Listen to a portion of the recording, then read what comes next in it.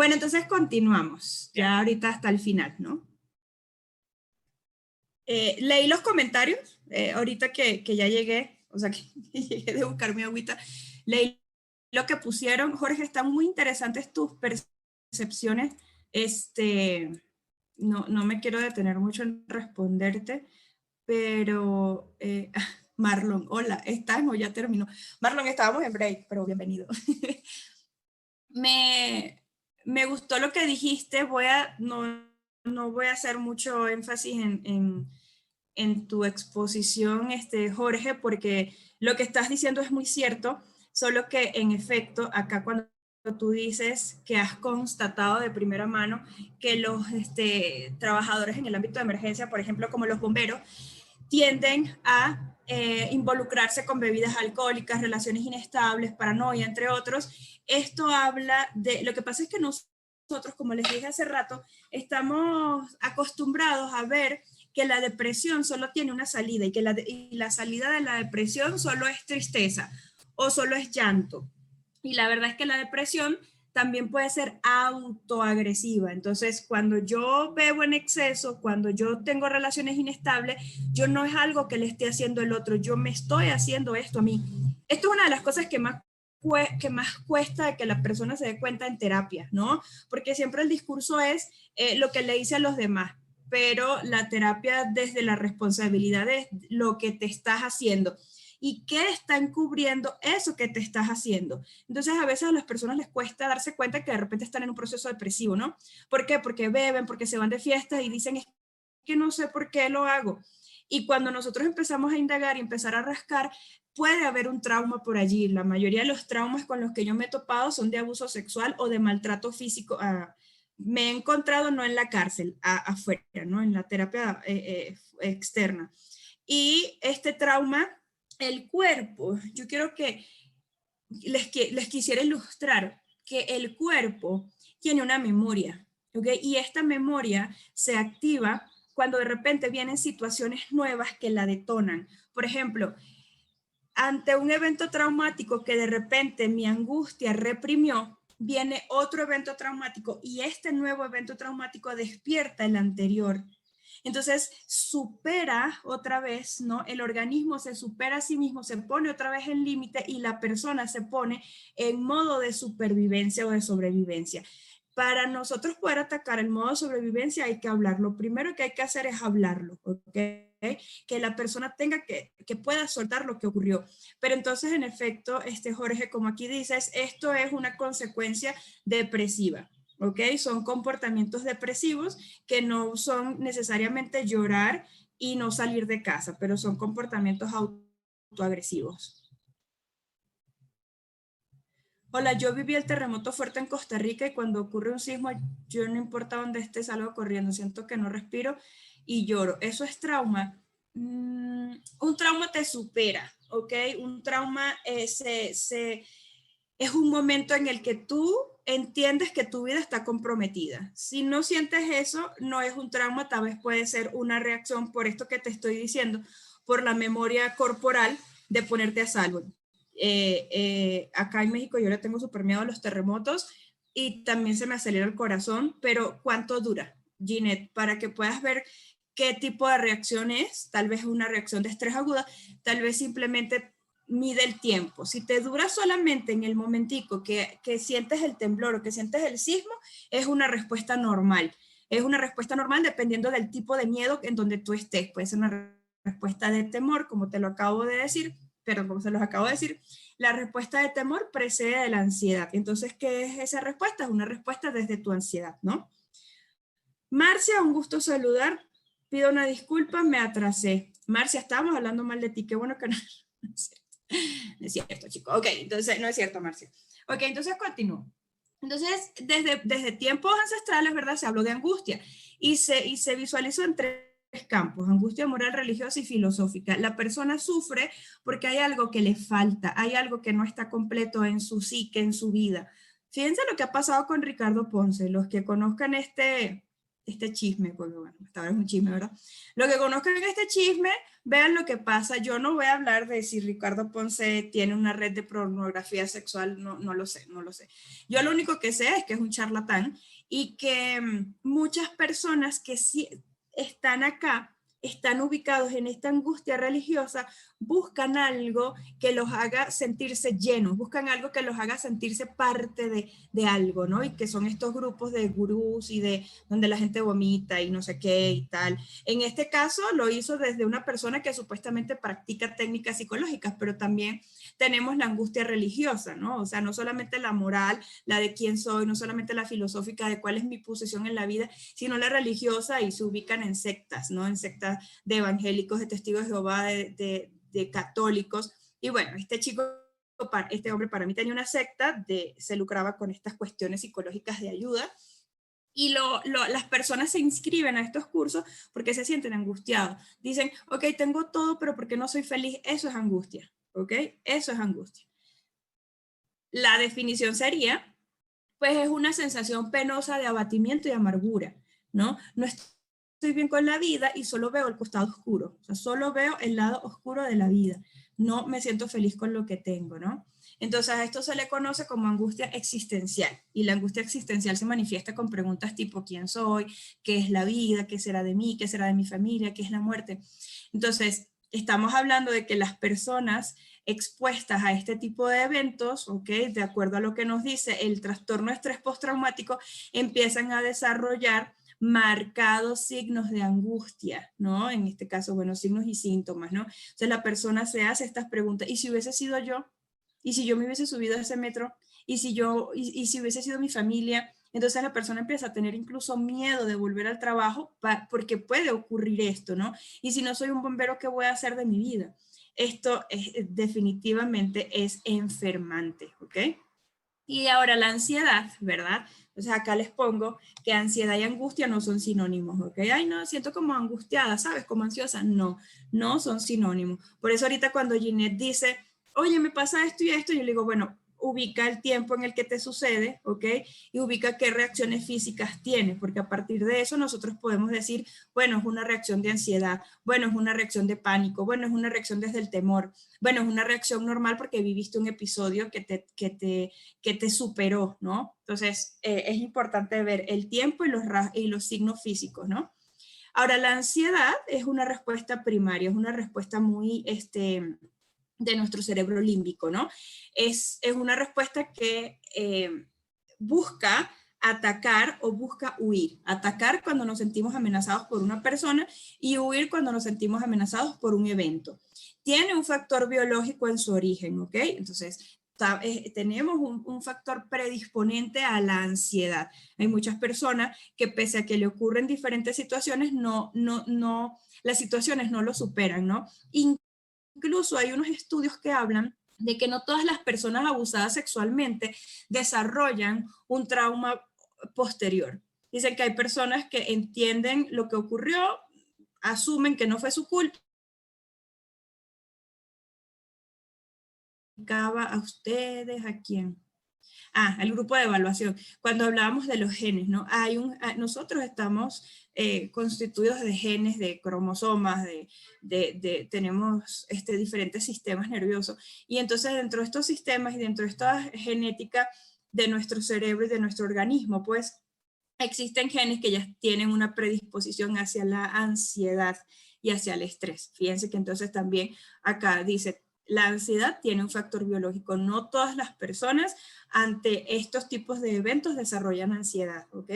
Entonces, cuando ocurre es porque hubo un desencadenante, es decir, hubo el evento traumático.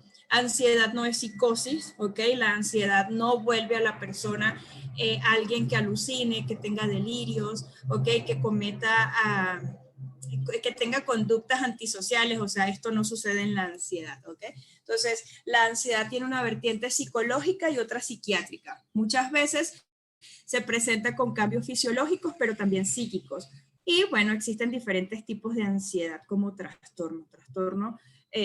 La ansiedad, cuando se consolida como un trastorno, no como una reacción esperable ante un evento, tiene varias vertientes de trastorno. Entonces, si la angustia como concepto está ligado a una búsqueda más allá, a una búsqueda existencial, la ansiedad está ligada a un miedo que tiene un componente real. Es decir, si está temblando, si hay un sismo, pues ese sismo puede ser muy fuerte y en esa fuerza del sismo pues puedo quedar en el edificio. Entonces me tengo que poner a salvo, tengo que correr hacia el sismo sea de 2.5, yo tengo que huir. Y aquí es una respuesta primaria de nuestro cerebro límbico que te dice ponte a salvo. Entonces, por eso te decía, no todo es patológico, tienes que ver entonces la forma en cómo está reaccionando. Si es taquicardia, sudoración, fiebre, ideas catastróficas y esto dura más de 8 horas, pues entonces estamos hablando de otro tipo de respuesta. Pero si es esto, salir corriendo, si hay un tiroteo, pues me escondo y espero que pues, es una reacción normal que precede de la ansiedad. Miedo a un objeto real que me puede hacer daño, ¿no? Entonces es normal.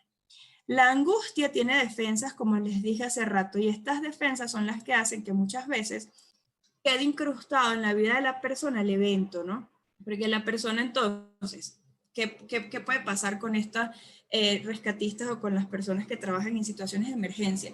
Pueden entonces desarrollar mecanismos de defensas que los hagan seguir trabajando, seguir al día siguiente entrar al metro y ver los escombros y ver los restos de cuerpos y pese a ello seguir trabajando, ¿no? ¿Qué es lo que hace? Bueno, la angustia te defiende, ¿no? Inconscientemente te defiende. Entonces lo puedes negar, puedes decir esto no pasó, ¿no? Esto no pasó. Lo puedes racionalizar, bueno, pues estos pinches gobiernos, perdón, se me salió.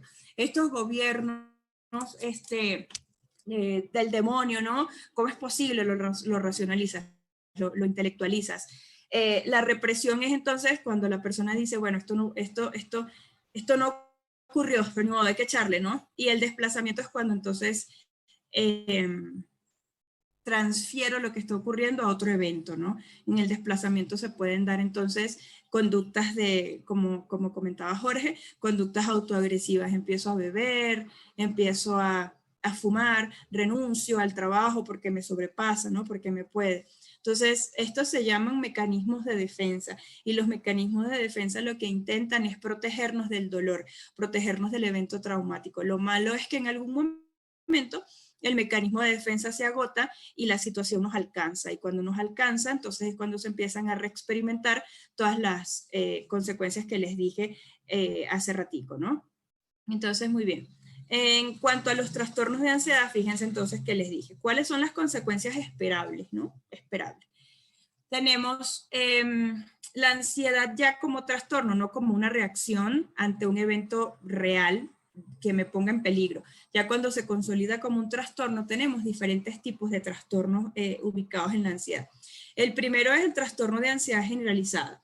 El segundo es el trastorno de angustia. Fíjense que son distintos, ¿ok? Tenemos las fobias, tenemos los trastornos obsesivos compulsivos, el trastorno por estrés postraumático, ¿no? Dentro de las fobias, esto nada más para información general, tenemos las fobias específicas, las fobias sociales y la agorafobia. Les hago una preguntita acá.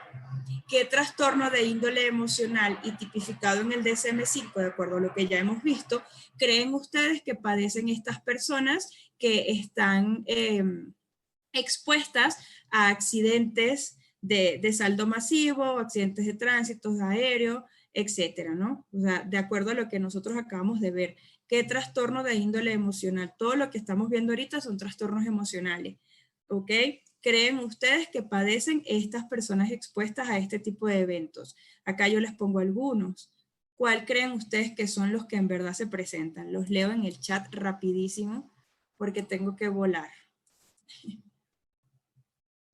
Inteligencia emocional, asertividad, resiliencia o tanatología, ¿cuándo? Ahorita te lo respondo, Jorge. Vayan respondiéndome la preguntita que les puse acá. ¿Cuál creen ustedes de esta lámina que son los trastornos esperables ante un evento, ante un evento traumático de esta índole? A ver, licenciada, ¿hay algún plazo recomendable para realizar evaluaciones psicológicas del personal que está abocado a trabajar en casos fuertes, por ejemplo, peritos criminalistas, o solo se realizan cuando se observan conductas que ameriten deben ser evaluadas? Qué buena pregunta, Darío. Se tiene que hacer en el momento. No, nosotros nos podemos ir al tiempo que nos establece el DSM-5, ¿no? Fíjate que el DSM-5 dice que en el trastorno de estrés agudo está entre 8 y 48 horas. Ahí nosotros podemos hacer un diagnóstico de si esto se va a convertir en otro tipo de trastorno o si es una reacción de estrés aguda normal, ¿no? El tiempo es demasiado importante, por eso lo menciono. El estrés postraumático nos dice que es de 1 a 3 meses, entonces también es importante. Y en cuanto a la ansiedad y la angustia, nosotros tenemos que ver si son reacciones normales. Ya les voy a poner cuáles son las características del trastorno de ansiedad generalizado, donde también nosotros evaluamos tiempo. Fíjate, voy a subir porque tu nombre se fue. Fíjate, Darío, que hay una vertiente ahorita que trabaja, o sea, una vertiente psicológica que trabaja con este tipo de personas que están expuestas, no solamente desde el lado de la víctima, sino del lado del trabajador, que se llama primeros auxilios psicológicos. En los primeros auxilios psicológicos es donde se hace esta primera valoración. Entonces, los auxilios psicológicos, los primeros auxilios psicológicos son efectuados por psicólogos que están capacitados para esto. En este caso yo no estoy yo no estoy formada en primeros auxilios psicológicos. La persona, el profesional, se aboca al personal o a la víctima que acaba de exponerse a un evento de esta índole. Y en ese momento es donde se puede hacer una buena valoración. Si el psicólogo dentro de estos primeros auxilios psicológicos se da cuenta que han pasado 7 horas y la persona sigue o en estupor, o obnubilado, o irritable, o reviviendo lo que acaba de ocurrir, allí esta persona psicóloga puede remitir entonces a un tratamiento psicológico o a un psicólogo especialista para que haga una valoración psicológica. O sea, lo más recomendable es que sea al momento. Sin embargo, dependiendo del tiempo de cada patología, nosotros podemos decir, bueno, es que está en estrés postraumático, es normal. El estrés postraumático tiene una duración de 1 a 3 meses, entonces no hay que hacer como una valoración más allá porque sabemos que tiene que culmina, vaya, ¿no? Entonces me están respondiendo. Indira dice estrés postraumático, Ginette dice ansiedad, angustia traumática, estrés postraumático, ansiedad generalizada, dice Marlo, Juan José, William, Adriana. Muy bien, exacto. Están prestando atención, qué bueno. Bueno, entonces se dan 2, se dan 3, chicos.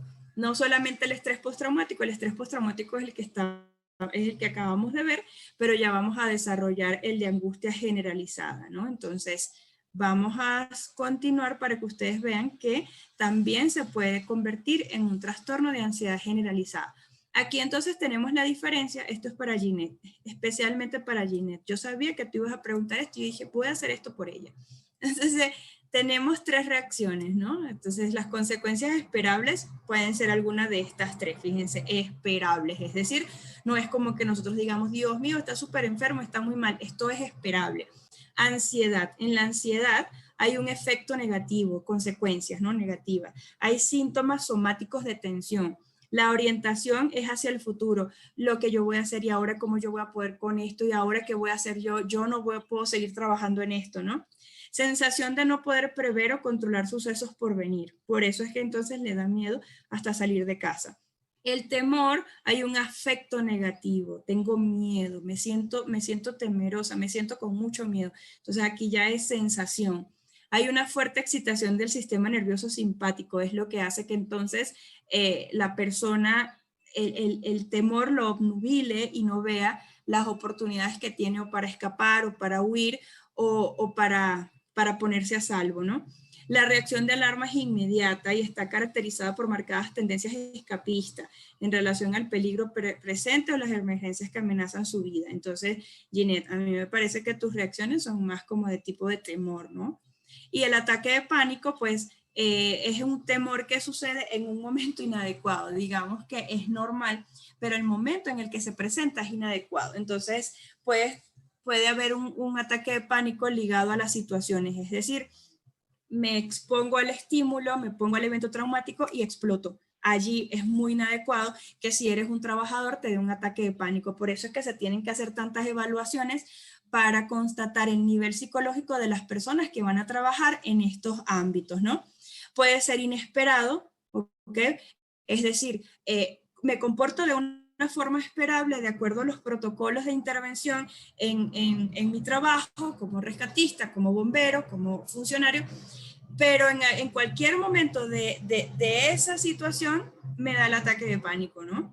O una predisposición situacional, es decir, estoy expuesta al evento, lo racionalizo, lo entiendo, lo comprendo, pero no puedo evitar la reacción de temor agudo, ¿no? El ataque de pánico, entonces, la persona, como para ponerles así bien gráfico, la persona siente que le va a dar un infarto, ¿ok? Esa es la sensación dentro del ataque de pánico. Ahora fíjense, ¿no? El resumen de criterios para el ataque de pánico que puede ocurrir con este tipo de funcionarios que trabajan en estos lugares. Entonces, el resumen de criterios para el ataque de pánico dice, un ataque de pánico involucra experimentar 4 o más de los siguientes síntomas en un tiempo específico, ¿ok? Bueno, esto no es como que nos va a dar en un año. Eso tiene que ser en un tiempo específico. Entonces, palpitaciones y latidos fuertes, temblor o sacudimiento y sudor, fíjense, 4 o más. Falta de aliento, sensación de ahogo, dolor de pecho, náusea, mareo, sentimiento de irrealidad, ¿no? Esto no está pasando, esto no puede ser que está pasando, eso. Temor de perder el control, temor a morir, sensaciones de aturdimiento u hormigueo en las manos, en las piernas, en los brazos, escalofríos o calores, ¿ok? Esa es una consecuencia esperable. Otra consecuencia esperable sería el trastorno de ansiedad generalizado, ¿ok? Entonces, el trastorno de ansiedad generalizado se caracteriza por una preocupación intensa, incontrolable, sin enfoque, crónica y continua que resulta aflictiva e improductiva. Ansiedad, trastorno de ansiedad generalizado, ya estamos hablando de que trastorno, como se los puse al inicio de la presentación, se compone de una serie de signos, de síntomas que afectan diferentes etapas, escenarios de la vida en una persona y que lo hacen ser disfuncional. Por favor, ténganlo muy presente para que no nos estemos autodiagnosticando. Yo puedo tener características ansiosas, yo puedo tener rasgos ansiosos y los tengo. La mayoría en este sistema donde nos estamos moviendo ahorita, pues lo tenemos, ¿no? Entonces, pero son reacciones esperables, son reacciones normales, ¿no? Pero cuando hablamos de un trastorno de ansiedad generalizado, aparte se necesita medicación, fíjense, preocupación intensa, incontrolable, sin enfoque, no sé qué es lo que me genera, pero es que yo siento que me va a pasar algo. ¿Pero qué? No es que no sé. Pero bueno, habla, no es que la persona no puede hablar, ¿ok? Y es crónico y es continuo, ¿ok? Y afecta a la persona, lo vuelve improductivo. O sea, las características del trastorno de ansiedad generalizado incluyen, y aquí voy otra vez con el tiempo, ¿no? A Darío que me preguntó, ansiedad y preocupaciones excesivas durante 6 meses o más. El tiempo importa mucho a la hora de nosotros establecer estos criterios diagnósticos en las personas que están expuestas a eventos. 6 meses o más. Es decir, esta persona tiene 6 meses viviendo de esta forma, en el concepto que les di. Dificultad para controlar las preocupaciones. Al menos 3 síntomas de los siguientes que les cuento acá. Inquietud o sentirse nervioso. Fatigarse fácilmente, dificultad para concentrarse, irritabilidad, tensión muscular y problemas para dormir. Hay angustia y deterioros en la vida de forma significativa. La ansiedad no está limitada a un aspecto específico, no es lo que me va a pasar, es lo que le puede pasar a todos, es lo que puede pasarle al mundo, ¿no? Entonces, estos son los criterios del DSM para nosotros diagnosticar trastorno de ansiedad generalizado. Entonces, fíjense que el tiempo, obviamente, aquí la enfermedad, aquí el trauma se incrusta de una forma mucho más larga, mucho más continua, y por eso la definición dice es crónico, ¿no? Entonces, ¿cuáles son los síntomas específicos? ¿Ok? ¿Cuáles son los síntomas específicos de la ansiedad, la depresión y cuando se comparten los síntomas? Porque hay síntomas que se comparten. Fíjense, la ansiedad pura, hay aprehensión, tensión, estado de tensión nerviosa, estremecimiento, preocupación excesiva y pesadillas. En la depresión pura hay desamparo, estado de ánimo melancólico, pérdida de interés, falta de placer, ideación suicida y hay una disminución de la libido. No tiene ganas la persona de sentir placer. Y cuando hay síntomas mixtos, ¿ok? De la ansiedad y la depresión, es decir, la persona puede tener síntomas de ansiedad y de depresión, ¿ok? Primero que nada, entendemos que el afecto que está sintiendo esta persona es negativo. Hay una anticipación de lo peor, me va a ocurrir lo peor, me va a explotar el carro, o sea, ¿no? Es catastrófico el pensamiento. Preocupación, ausencia de concentración, irritabilidad, hipervigilancia, sueño insatisfactorio, llanto y culpa, cansancio y mala memoria, sensación de desamparo, desesperanza e insomnio temprano. Estas son las consecuencias entonces cuando se comparten tanto síntomas de ansiedad como depresión. ¿Ok? Hay un concepto que no está en el DSM-5, pero que también sucede en estas personas que están trabajando ante siniestros de saldo masivo de víctimas, ¿no? Se llama miedo insuperable. El miedo insuperable no lo van a encontrar en el DSM-5, así como les dije al principio que tampoco íbamos a encontrar lo que es trauma. Porque en el DSM-5 lo que encontramos son las 4 consecuencias, me parece que les puse. ¿Cuáles son? Reacción de estrés aguda, trastorno de estrés postraumático, crisis de angustia, ansiedad con sus vertientes, pánico, temor y síntomas compartidos de depresión y ansiedad. Todo eso sí está en nuestro manual para hacer diagnóstico. Lo que es trauma y este miedo insuperable no está todavía tipificado en estos criterios diagnósticos, pero como les digo, son reacciones conductuales que los especialistas han visto que sucede en las personas, pero que no cumplen los criterios suficientes para ellos enmarcarlos en los trastornos que vimos anteriormente, ¿no? Entonces, el concepto de miedo insuperable, y así es como se le conoce, debe entenderse como un trastorno dentro de la ansiedad. Les digo, todavía no lo tipifica el DSM-5, ¿no? Entonces, se trataría de un término sensible que invita al debate y a la reflexión durante el acto oral en la sala ante el resto de profesionales que intervengan en una causa y procedimiento. Recordemos que la consecuencia, digamos,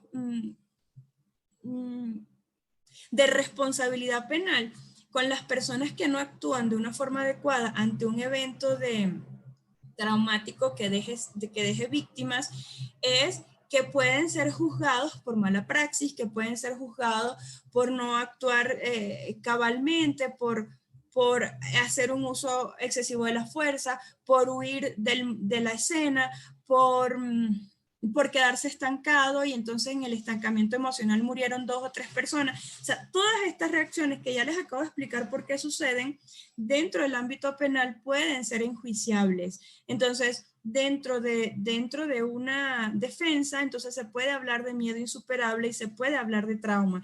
Aquí es cuando en este tipo de problemas en el cual se involucran muchos funcionarios que trabajan en estos departamentos, necesitan el apoyo psicológico a través de evaluaciones que digan, no, es que lo superó el miedo, es que no pudo.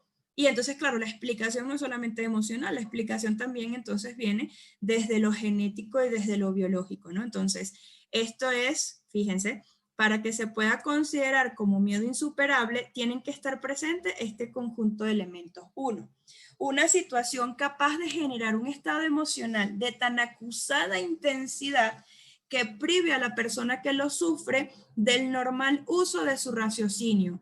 Y esto provoca la anulación de la voluntad autodeterminada. Yo soy una persona con voluntad. Todos nosotros tenemos voluntad, por eso estamos acá, ¿no?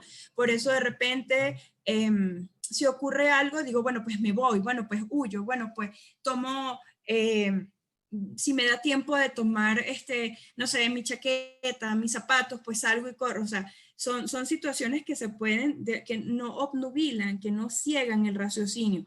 Pero cuando una situación es capaz de obnubilar una capacidad de ejecutiva de nuestro cerebro, como es el raciocinio y como es el juicio, estamos hablando de que la persona, el término clínico es obnubilación de la conciencia. La persona, o bueno, en este caso obnubilación del raciocinio, la persona cegó. Imagínense que pasó una puerta y no ve qué hacer. Entonces, tiene que haber una situación así de estresante, de tanta intensidad para que se anule su voluntad y la persona no sepa qué hacer.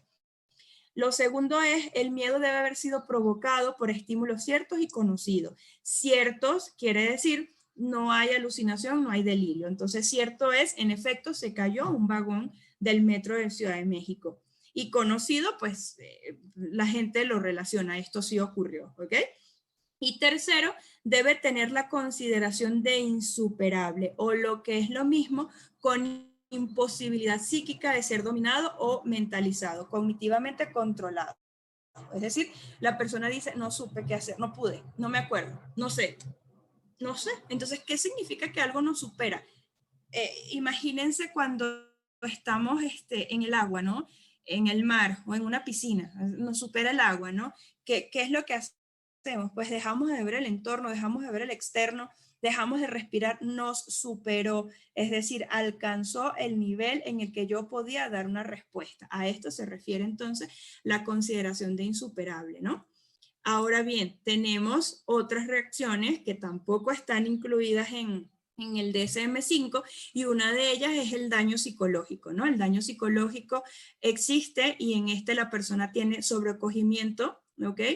Vive las situaciones posteriores al evento traumático de forma muy dramática, es decir, con dolor, con ira, con culpa, con miedo y tiene, lamentablemente, padece de la reexperimentación del evento, ¿no? Constantemente, como ya les dije, en el trastorno de estrés postraumático, ¿no? Ahora bien, vamos a hablar rapidísimo, ¿no? Rapidísimo, a manera de conclusiones, de lo que ocurre también, ¿ok? A nivel ya cuando el evento ocurrió, y entonces se habla de las enfermedades ya tipificadas, ¿no? Las que incluso se aceptan a nivel legal y penal para considerar a una persona responsable de mala praxis o de mala actuación ante un evento, ¿no? Entonces, se pueden dar de diferentes maneras, ¿no? Primero, tenemos enfermedades profesionales, ¿ok? Sí se pueden dar enfermedades profesionales y lo que se conoce como psicopatología laboral, ¿no? Entonces, la psicopatología derivada como enfermedad profesional dentro del ámbito laboral se puede manifestar con, como decía hace ratico Jorge, trastornos depresivos, pero no solamente los psicológicos, también pueden haber trastornos médicos como la fibromialgia, ¿ok? Las consecuencias psicopatológicas derivadas a veces, bueno, esto ya no tiene que ver como con los siniestros, pero forma parte de las enfermedades profesionales, por eso se los puse, ¿no?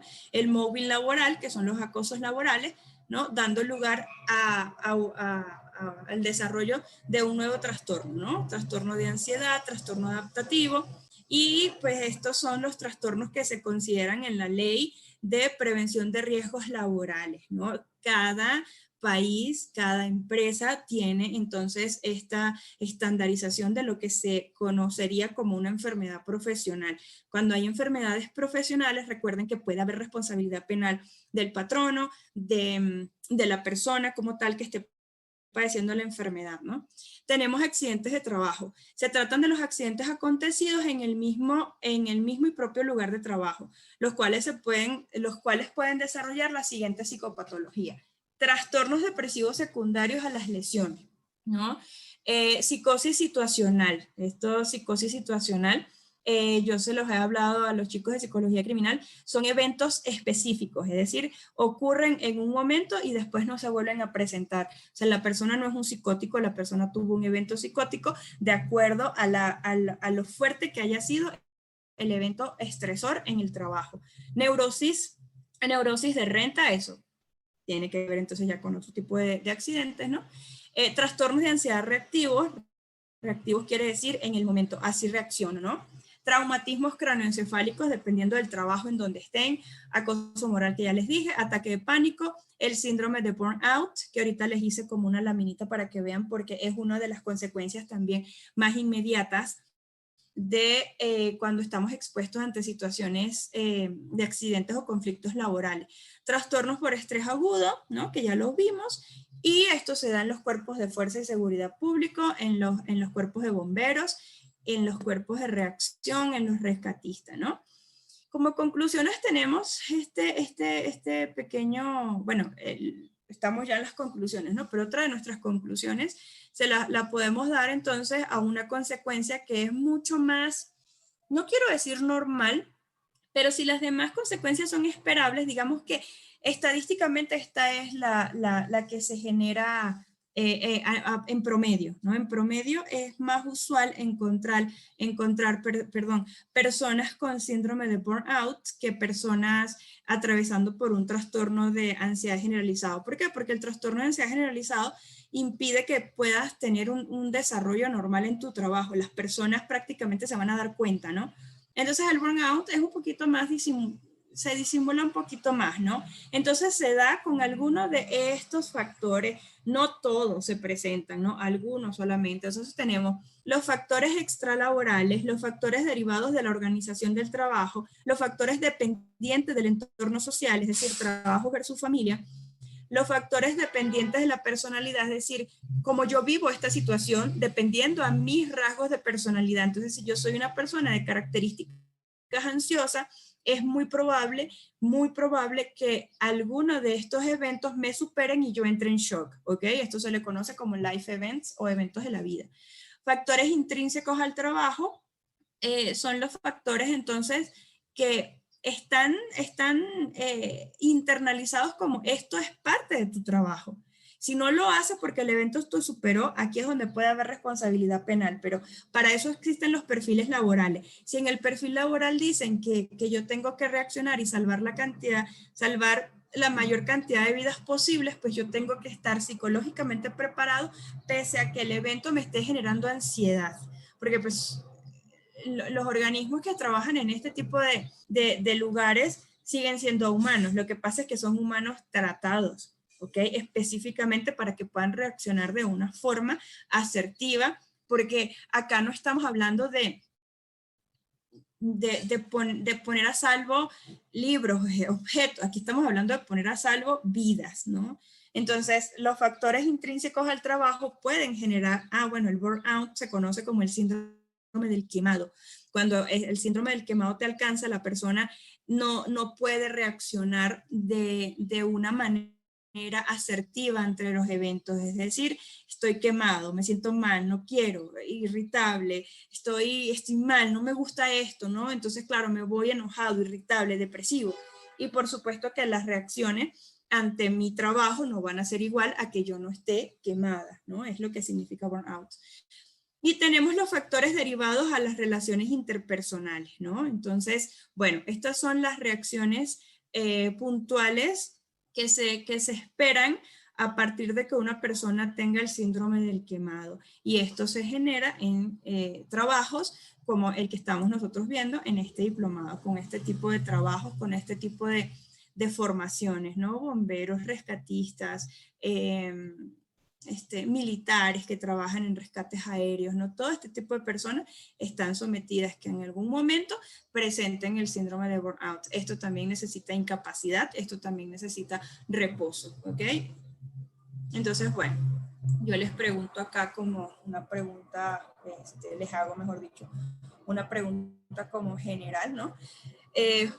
Como les dije, para nosotros poder diagnosticar, tenemos que ver el nivel de funcionalidad de un individuo, ¿no? Entonces, les digo, se puede ser funcional en algunos de estos estados emocionales, en los que yo les mencioné, porque hay muchos más, ¿no? Pero al menos en los que vimos en esta clase, ustedes creen que puede una persona ser funcional.